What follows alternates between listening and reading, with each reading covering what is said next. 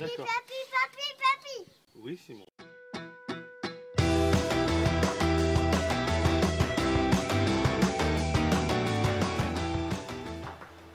Bonjour, je viens pour les fuites.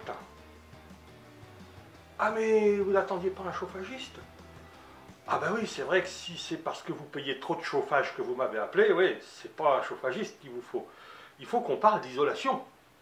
Alors ça tombe bien, remarquez, parce que j'ai les deux casquettes. Alors, si vous voulez, je vais prendre 5 minutes pour vous expliquer comment les calories fuient. Et après, quand on aura bien compris, vous verrez mieux comment on va s'y prendre pour éviter ces fuites de calories. Je n'ai pas besoin de tout mon attirail, je vais l'enlever. Il fait froid dehors, nous voulons avoir chaud dedans, le poêle est allumé, il émet des rayonnements infrarouges qui vont jusqu'aux parois extérieures. La chaleur du poêle génère un mouvement de convection d'air qui, lui aussi, transmet des calories aux parois extérieures. En fonction de leur composition en termes de matière et d'agencement des matériaux, les parois vont, par conduction, l'hiver, transmettre à l'extérieur les calories perçues de l'intérieur et vice-versa l'été. Selon leur nature, ces fuites sont traitées dans les lois de Stéphan, Fourier et Newton. Ce dernier était-il en pleine réflexion sur ce sujet lorsqu'il reçut la pomme sur la tête? L'histoire ne nous le dit pas. Par contre, ce que nous savons, c'est que de façon aussi certaine que la pomme va du pommier au sol, c'est-à-dire du haut vers le bas, la chaleur va inexorablement vers le froid. Le mouvement est toujours du chaud vers le froid. Nous allons maintenant analyser plus en détail les trois types de fuites. Le rayonnement, mouvement de calories suite à une transformation d'énergie thermique en énergie lumineuse. Captation de ces rayonnements par tous les éléments qui composent l'habitat, tant structure que meubles et aménagement. Plus un élément est chaud, plus il rayonne. Qu'entend-on par chaud? Tout ce qui est supérieur au zéro absolu, soit supérieur à moins 273 degrés Celsius.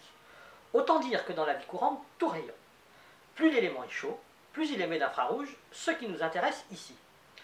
L'arrêt d'un rayonnement provoque sa dissipation sous forme de chaleur. Cette chaleur est alors transmise à l'élément qui l'a arrêté. Quelles sont les principales sources d'émission de rayonnement dans le bâtiment? En premier, le poêle, l'appareil de chauffage. En deuxième, le soleil qui va rayonner au travers de la vitre. En troisième, les habitants, plus généralement les occupants. Et enfin, tous les éléments qui auront été chauffés lors d'activités telles que la cuisine, la vaisselle, la lessive, le fer à repasser lors du repassage, etc. Donc, tout comme notre ampoule éclaire, notre poêle émet. A noter que par exemple cette ampoule n'éclairera pas le personnage qui est derrière l'auvent. Eh bien, la première source d'émission qui est notre poêle va donc envoyer du rayonnement dans toutes les directions, mais le deuxième personnage caché derrière l'auvent ne pourra pas capter ce rayonnement. Nous aurons également le soleil qui va rayonner directement sur notre meuble derrière la fenêtre. Nous allons avoir également notre fer à repasser lorsque quelqu'un va l'utiliser pour repasser. Tous les éléments auront été chauffés et vont donc eux-mêmes, du fait de leur température, émettre un rayonnement moins important, mais émettre un rayonnement malgré tout. Et nous-mêmes, nous émettons un rayonnement. Ne jamais perdre de vue que nous sommes aussi une source de chauffage de l'habitat. Nous sommes même le troisième dans l'ordre de ce que nous trouvons ici, après le poêle et la fenêtre. Tout ce qui est chaud rayonne et nous sommes chauds. La convection. Mouvement d'air entre les éléments chauffés tels que vus dans le rayonnement et les éléments plus froids, souvent les parois extérieures. Le poêle chauffe l'air qui l'entoure. Il provoque la mise en mouvement des particules qu'il compose. Ainsi, elles prennent plus de place et alors 1 mètre cube de cet air chaud contient moins de molécules qu'un mètre cube du même air, mais froid. Ce mètre cube chaud est donc plus léger qu'un mètre cube d'air non chauffé. Sous l'effet de la poussée d'Archimède, il monte. Il rencontre les parois extérieures, plus froides, puisque dehors, il fait froid. Comme le chaud va vers le froid, ces parois extérieures prêtent des calories à cet air chaud. Ce faisant, il se refroidit et se recontracte. Il redevient plus lourd que l'air ambiant et redescend se faire chauffer à nouveau.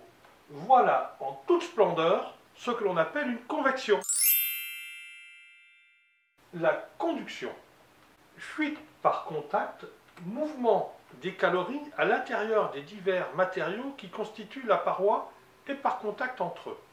Nous sommes en présence de fuite à travers les éléments qui séparent l'intérieur de l'extérieur, savoir les différentes couches telles que le parement, l'isolant et les éléments porteurs. Les particules qui constituent la matière de ces divers éléments s'entrechoquent et se transmettent ainsi les calories. Selon la nature de ces éléments, les chocs se propagent plus ou moins vite, la chaleur se déplace donc elle aussi plus ou moins vite. Donc la chaleur passe plus ou moins vite d'un côté à l'autre de la paroi. Cette vitesse de transfert et son volume seront d'autant plus importants que ces éléments seront en contact direct intérieur-extérieur sans la présence d'un isolant. C'est ce que l'on appelle un pont thermique.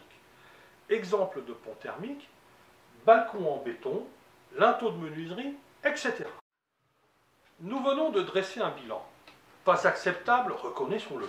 Nous venons aussi d'expliquer les phénomènes. Et même dans un pays où les douaniers arrêtent les nuages radioactifs aux frontières, les lois physiques sont implacables, intangibles, et il est impossible de leur échapper. Alors que faire pour améliorer les choses? Mais c'est bien sûr, penser à traiter les fuites. Comme le dit un vieux proverbe indien, à tout problème, son chemin.